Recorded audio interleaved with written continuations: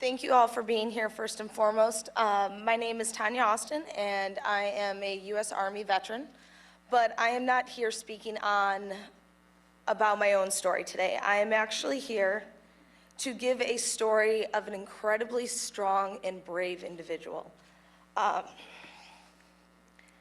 This is a story of a female in the Coast Guard who was raped and then discharged and punished for being raped. I've been lucky enough to meet this young woman and see the amazing things she has done to bring not only her story out, but the story of men and women who have been raped in the military. If you guys could throw up the website, please. What we have up here is stopmilitaryrape.com, or .org, sorry. And what's really cool about this website is it was this individual's way of telling her story and trying to make progress because the military didn't do anything to help her. So finally she decided, well, if the military won't help me, I'm gonna help me and everyone like me. As you see there on the homepage, these are some really frightening statistics. 25% of women will be sexually assaulted on college campuses. 12% of women will be raped while in college. 28 to 60%, 66% of women in the military report sexual assault. The reason the number varies so much is military reports versus VA reports. It's a lot easier to tell someone at the VA that you've been sexually assaulted than it is to tell your own command, which is not right. And 27% of women are reported raped. And what's interesting about this statistic is if you report that you've been raped and no charges are brought against your rapist, you haven't been raped. You're not part of that statistic. And unfortunately, for our military, this is something that happens way too often, is the cover-up of sexual assault, of rape, of individuals experiencing the worst from their comrades. And if we can scroll down on the page, please, a little farther.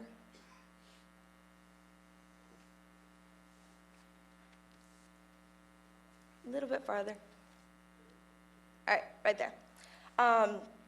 So here is what they're currently doing about it. According to the Department of Defense's own statistics, 74 to 85% of soldiers convicted of rape or sexual assault leave the military with an honorable discharge, meaning rape conviction does not appear in their records anywhere.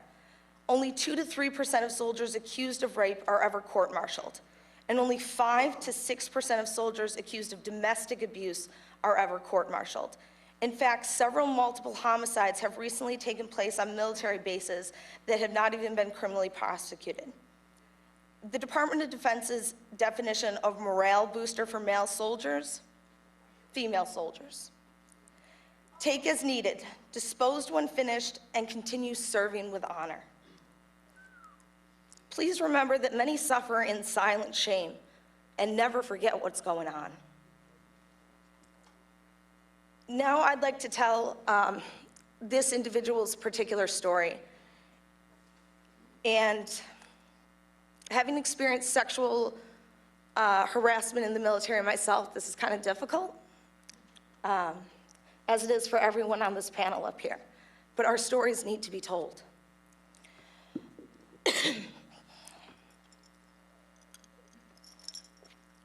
We are often asked how we get started with Stop Military Rape Crisis Center. I am a veteran of the United States Coast Guard and a survivor of military sexual trauma. I was raped in May of 2006 by a fellow shipmate. I followed all the necessary steps, including reporting the assault and providing evidence, a confession letter written by my rapist. In August of 2006, I was informed that I'll be discharged. According to the Coast Guard Academy psychologist, surviving rape makes one ineligible for worldwide deployment, and as a result, I can no longer serve in the Coast Guard. What follows was a 9-month battle between the Coast Guard and myself while I tried to keep my job and change the Coast Guard's unofficial policy that rape survivors should be allowed to serve in the Coast Guard. I was a female in my early 20s, brand new to the Coast Guard. I admitted I did not know every Coast Guard policy or tried to know something beyond my E3 rank. All I know is that what was happening to me was just not right. I felt powerless. I didn't know how to fight the military. I was taught how to fight with them, for them, but how can I fight for my rights to stay with them? Out of the need to vent and needing an outlet to express the horror I was experiencing as a result of being raped, I started an online blog on MySpace. I was not expecting much of it. I just wanted to let out all the pain in me and share with the public. I almost immediately started receiving emails from active duty military members and veterans alike, each wanting to share their story. Everybody's story was so different yet so similar. I received one email from an 18-year-old female who was raped 2 hours prior by a member of her command and was scared and had no one else to turn to. I received an email from a Coast Guard veteran who was raped 10+ years ago while serving, and I was the first person he ever told. I started doing research online about military rape.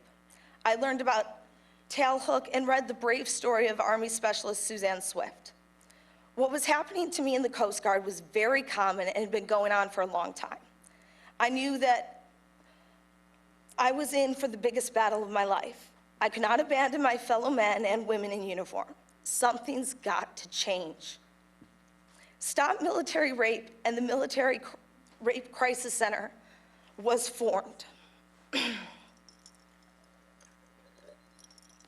We are the nation's largest support group for the survivors of military sexual trauma. In 2007, we assisted over 12,000 men and women of military sexual trauma and their families. We are starting to work with Congress to change the military policy of sexual assault. Every man and woman that volunteer to serve their country should have the right to serve without the fear of being sexually assaulted, harassed, and/or raped. In addition, no one should be reprimanded or punished for reporting a crime that was done to them. May 30th is International Stop Military Rape Awareness Day. Write to your representatives, contact the media, do what we're doing now, and let them know that military rape is something we just can't stand for. This young woman is remarkable. Her story powerful. And unfortunately, because of time, we can't tell her whole story. But every person up here has a story to tell. Every veteran out there, every active duty member that's sitting in this audience knows someone that has either been assaulted or raped or harassed. And that has got to change.